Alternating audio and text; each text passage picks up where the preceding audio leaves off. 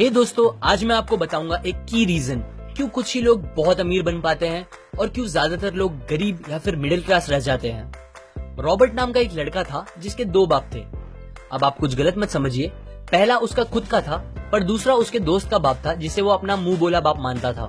पहले वाले ने पीएचडी की थी पर दूसरे ने कभी 8th भी पास नहीं की थी।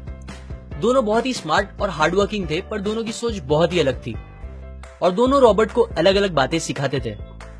पहला बाप बोलता था कि पैसा सारे फसाद की जड़ है, पर दूसरा बोलता था कि पैसा ना होना सारे फसाद की जड़ है।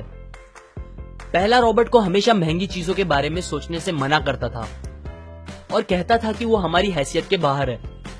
दूसरा उसे कहता था कि वो सोचे और अलग अलग रास्ते ढूंढे जिससे वो सारी महंगी चीजें खरीद सके। ये करने से उसका दिमाग तेज होगा और नए आइडियाज भी मिलेंगे।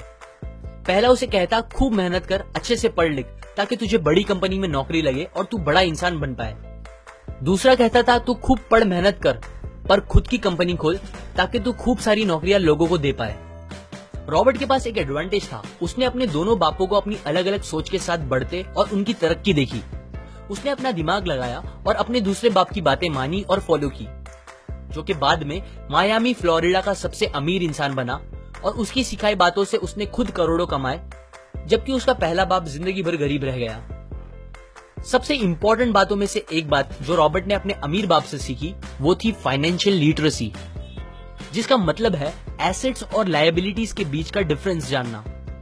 अब आप गौर से सुनिए, ये नॉर्मल कॉमर्स में सिखाए गए मीनिंग से थोड़ा अलग है। रॉबर्ट ने काफी इजी शब्दों में उसका मीनिंग बताया है, जो कि कुछ ऐसा है।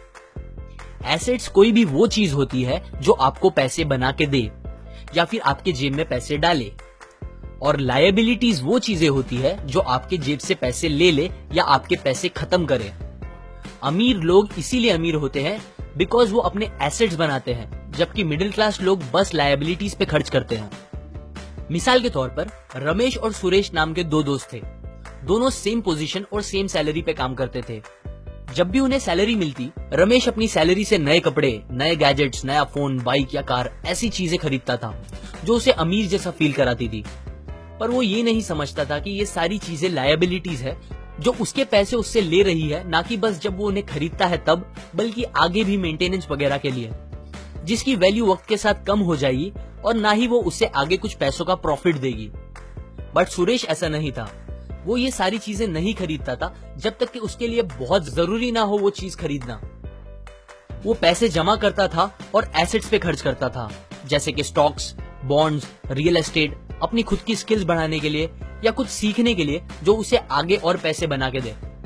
2 साल बाद सुरेश करोड़पति बन गया, जबकि रमेश वैसे का वैसा अपनी कम सैलरी को कोसता रह गया और कहता था कम सैलरी उसके मिडिल क्लास होने का रीजन है। एक गरीब इंसान का कैश फ्लो कुछ इस तरह होता है, उसे पैसे मिलते हैं और फिर वो पैसे उसकी जरूरी खर्चों में खत्म हो जाते हैं। एक मिडिल क्लास का कैश फ्लो थोड़ा सा अलग होता है, उसे पैसे मिलते हैं, वो पैसे जरूरी खर्चों और लायबिलिटीज में खत्म कर देता है। इसीलिए मिडिल क्लास और गरीब में ज्यादा फर्क नहीं है। मोस्टली मिडिल क्लास लोगों को लगता है उनका घर उनका एसेट है, पर ऐसा नहीं है।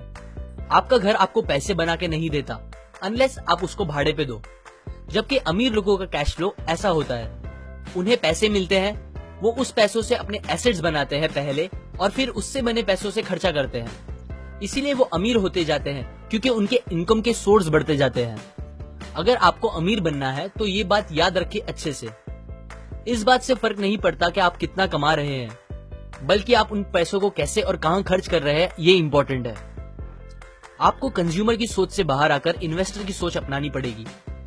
लोग कंप्लेन करते हैं उनकी खराब कंडीशन का रीजन उनकी कम सैलरी है और सैलरी बढ़ेगी तो वो आराम से रहेंगे, पर प्रॉब्लम ये है कि इनकम बढ़ने के बाद लोगों के खर्चे ज्यादा बढ़ जाते हैं, क्योंकि ज्यादा पैसे ज्यादा अच्छी चीजें खरीदने पे मजबूर करता है, जैसे कि एक बेहतर फोन, कार, घर, जो कि सब फिर से बस लायबिलिटीज है जो आपको कभी अमीर बनने नहीं देगी। ये बातें मैंने रॉबर्ट कियोसाकी की book rich dad poor dad से पढ़ी है, जो वो पहली बुक थी जिसने मेरी सोच चेंज की और बेहतर बनाई।